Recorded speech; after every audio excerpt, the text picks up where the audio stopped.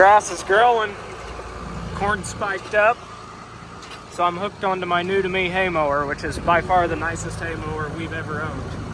I do still plan on getting cattle, so we're gonna put up a bunch of hay, and my baler is supposed to be delivered in about 30 minutes, so we'll be unloading that. Well, last week we finished up with this reel disc, so I'm gonna go throw it in the shed. The corn went nuts this weekend. It's completely shot up out of the ground, turned from lime green to dark green, so that made me happy to see. We got some warm weather and it just completely did a 180. So we're going to unhook the reel disc. I've been done planting for a while, but I went and worked up like 20 acres of little patches and hay fields, and we should go to the NRCS office today if it's available. I'm gonna go get one of they've got like a little 10-foot no-till drill that I'm gonna rent, and we're gonna seed some Sudan sorghum grass mix stuff and see if we can't get a real thick crop of hay off of a few acres. The plan is to do that, and then this fall that's just a one-time thing that Sudan grass is. So then this fall, after it's been cut a few times, I'll seed clover and alfalfa or something like that. That comes back every year basically with some grass in it or whatever. So got the yard striped, contractor's working, and we're gonna go get this thing unhooked. And now that the reel disc is unhooked, the planter's next. We've got a side dress bar coming today, a 17 shank. So we're gonna take the duals off of this tractor and get the planter unhooked in here and start getting some corn side dressed. And then this planter will be on the baler all summer too. Since we got that bigger baler, I'm just gonna go ahead and throw it on the Magnum. That way, every hay tool will have its own tractor and we won't have to unhook anything, so that'll be nice. Then the Steiger, it's the one that gets the summer vacation.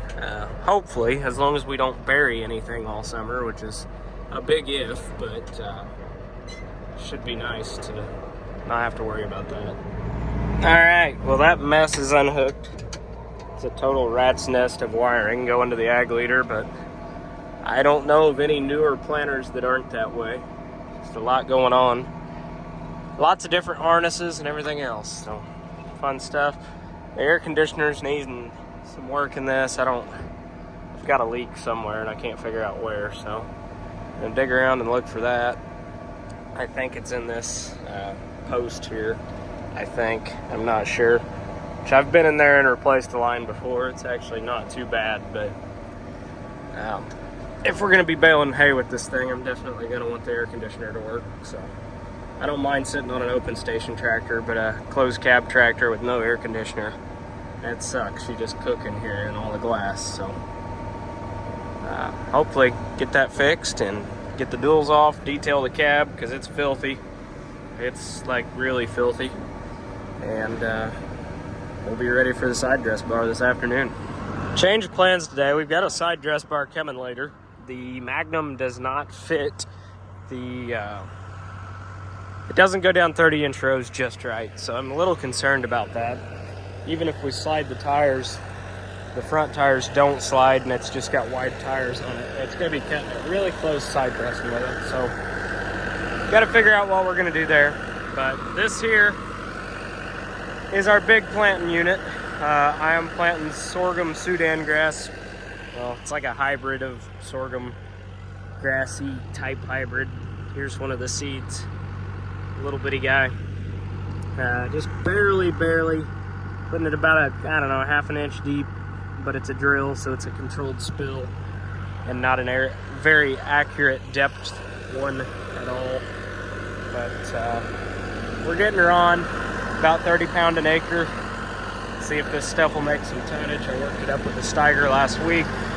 We got a couple rains on it, but not heavy ones.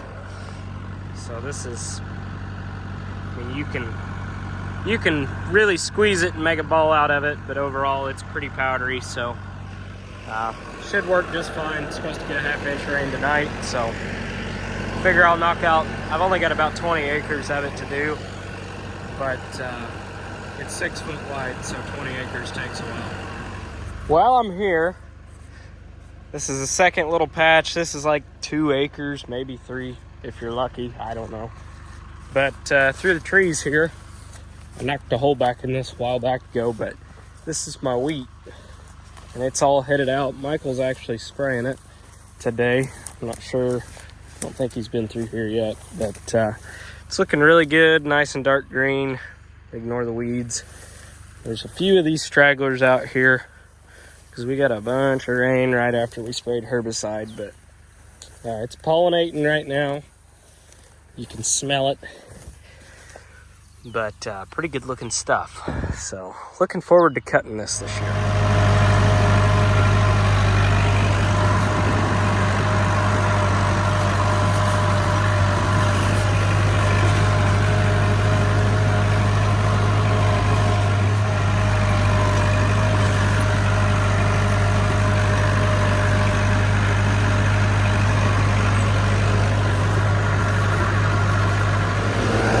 Field. This one's the biggest one of the day. Goes from over there to down there. It's a decent little hay field, but I don't know. We'll see what it makes. I don't know anything about this Sudan grass, so it'll either work or it won't, but I'm trying it either way.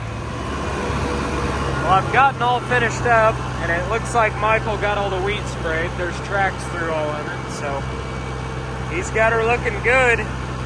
That'll be the last pass on it until the combine, so 120 acres here in this field. It looks good. Morning. I ran into a little bit of a dilemma yesterday. One that I didn't know that I had, but I definitely have. So right there is a 15 knife side dress bar. All well and good. And I've got roughly 600-ish acres of corn to side dress. Some of it's gonna get urea, but lots of corn to side dress right now.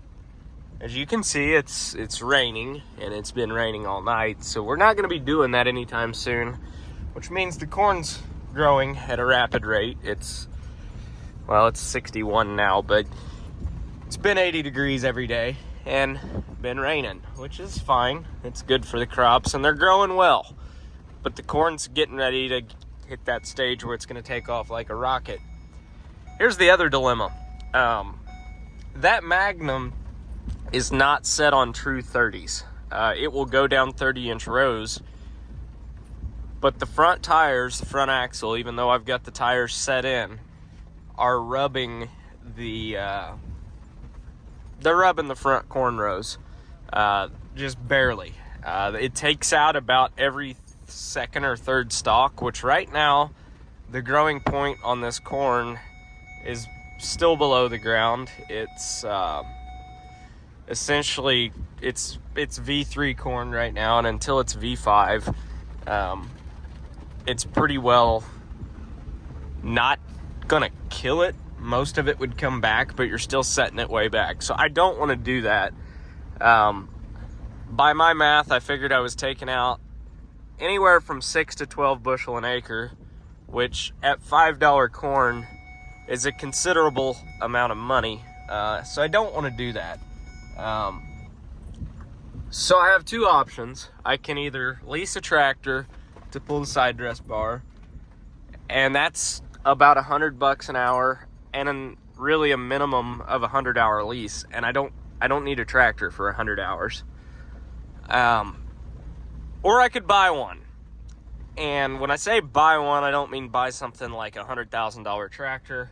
I'm looking to spend like a third of that. So I found one. I hate to spend $15,000 to $18,000 to lease something, and I never get that money back. Yes, you can write off a lease on taxes, and you can, but really we need another tractor about that size on the farm, and especially now that I've got Michael here full time. Before, it's never really made sense because it's just me. And it's just not, one guy's not going to run 5 tractors. We've got 4 tractors on the farm right now, and 2 of which are below 100 horsepower. The only tractors I've got that have over 100 horsepower is that one and my big Steiger. And we're farming just shy. I have 1,500 acres this year. And then Michael's got ground too. So, we could use another tractor for sure. And I think I found one. And it's going to fit right in here. So we're going to go take a look at that. It is on 30s. And, it'll pull that bar just fine. One thing I've always got to do, man, look at that corn. It's starting to look really good. Ignore where I set the planter down all crooked when I turned, but see all that water that's sitting there and not just flowing into the ditch, and it's running. It's not like puddled up a foot deep where it's going to hurt anything, but these terraces and drain tile, they're flowing great, and I love to see that.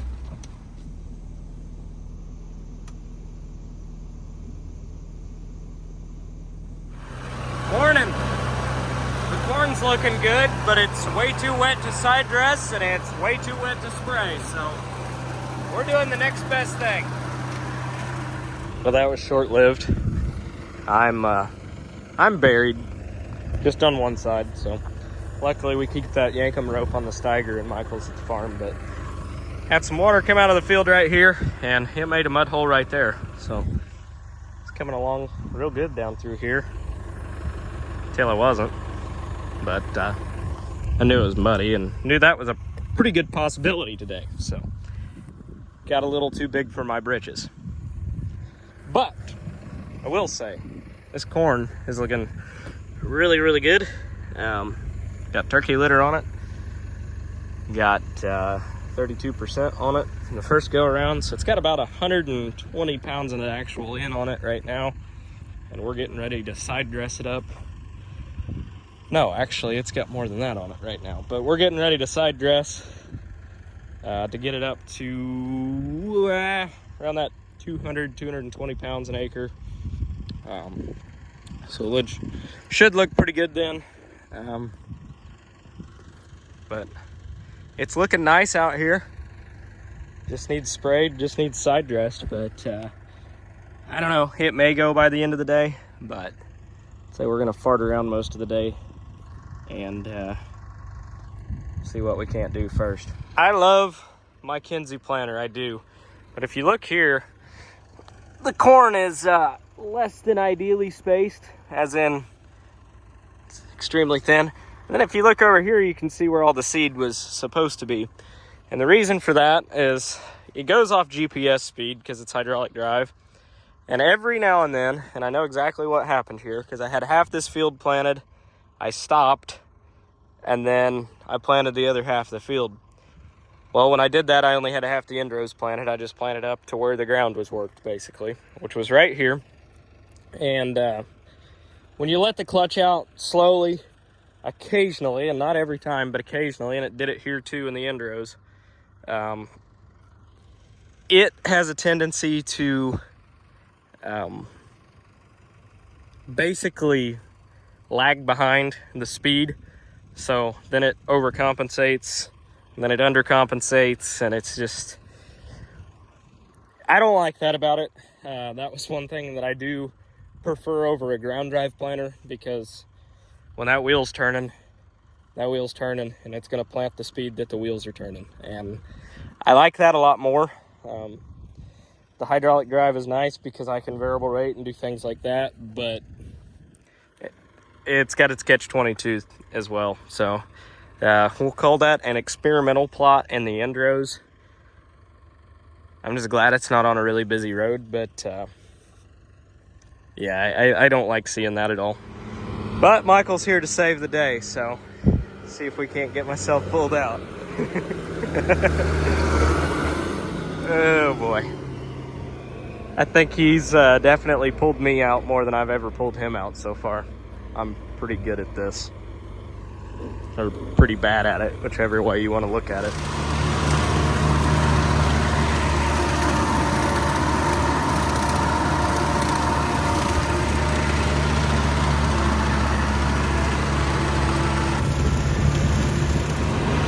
Oh yeah, that looks better. Mode roadsides, don't mind that sign. That actually wasn't me, the state did that one, so I can't take credit for it. But got this all mowed, corn coming up, just needs sprayed and side dressed and life will be good. That right there is rather sketchy to mow, but we got it.